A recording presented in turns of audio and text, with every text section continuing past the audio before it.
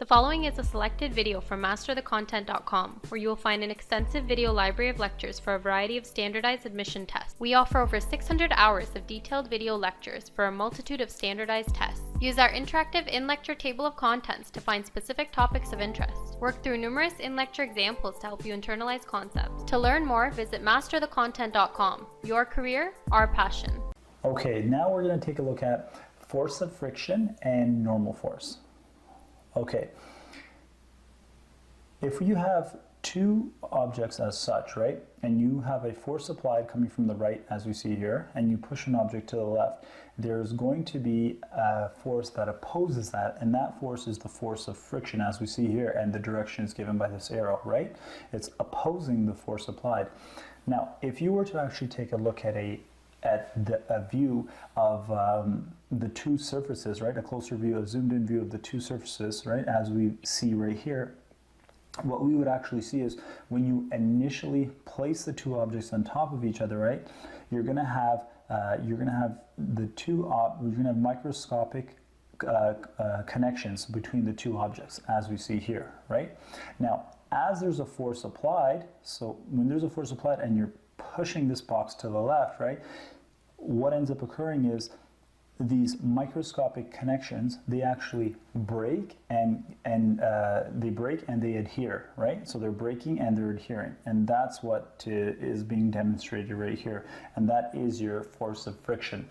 Now, what ends up occurring is if you want to find the force of friction, you can do so through the following equation, where it's this symbol here times normal force. And what is the symbol here? Well, let's take a look here at our first bullet. That symbol there is actually pronounced mu, right? And it is the coefficient of friction. So that there is the coefficient of friction. And what else can we know about the coefficient of friction? Well, let's take a look. The smaller the coefficient of friction, or mu, is, right, the more slippery the surface will be. Okay, great. Now, because one other point about mu is, since mu is just going to be the ratio of the force of friction over the normal force, right, that is why that your coefficient of friction is actually a dimensionless quantity, right, and it has no units. And that's what our last point here is telling us, that the coefficient of friction is a dimensionless quantity and it has no units. Okay, great. Let's actually go ahead and build on this on our next slide. Now, the force of friction continued. There's two types of sliding friction. You're going to have static friction, right? So that's at rest, and kinetic friction, right? That's going to be with movement. Now, generally speaking, static friction is actually larger, or greater, you could say, than kinetic friction. And that makes sense, right? Because when an object is at rest, it's actually it's harder to get it moving, as opposed to when an object is in motion. And that's what's being depicted here. Wonderful.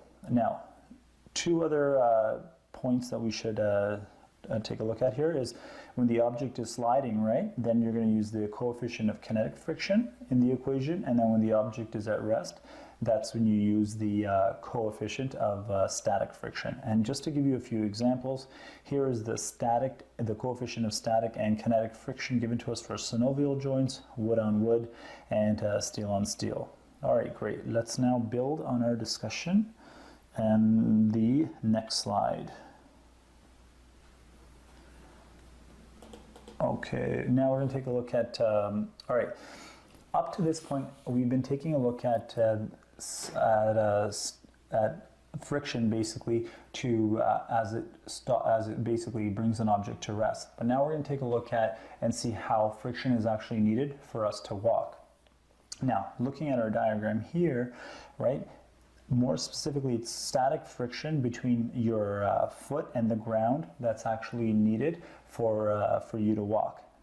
And to be more specific, at the end of your stride, right, at the end of your stride, your foot is actually momentarily at rest, and what it does is it's going to push back. And when your foot actually pushes back, it's the ground, right? It's the ground that pushes you forward as such. And let's just say you're on a surface now where you actually, so that there's supposed to be the ground, it's supposed to be straight. We'll make the assumption that it is. Now let's just say you're standing on a frictionless surface as such. If you're standing on a frictionless surface, you're actually going to start slipping all over the place, right? And it's actually going to be very, very, very difficult for you to walk. So it's basically what ends up occurring is you need that friction just to move along with your strides. All right, great. Let's actually do an example now on the next slide.